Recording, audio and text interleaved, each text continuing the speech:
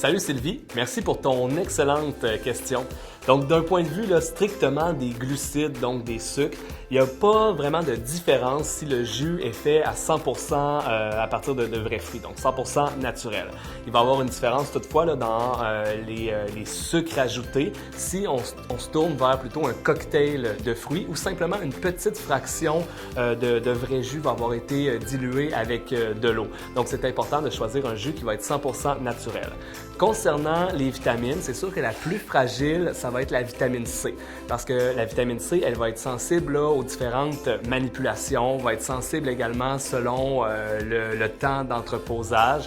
On peut également avoir des contenus différents en vitamine C selon les variétés d'oranges qui vont avoir été utilisées ou ça peut varier aussi en fonction des procédés de transformation comme la congélation ou la pasteurisation. C'est sûr que la pasteurisation, ça va être un procédé qui va être souvent utilisé par l'industrie pour permettre d'avoir des jus qui vont se conserver le plus longtemps possible et même sur les tablettes. Donc, ceci étant dit, le contenu en vitamine C va être le plus élevé dans les jus congelés. En deuxième lieu, on va avoir un meilleur contenu en vitamine C dans les jus réfrigérés.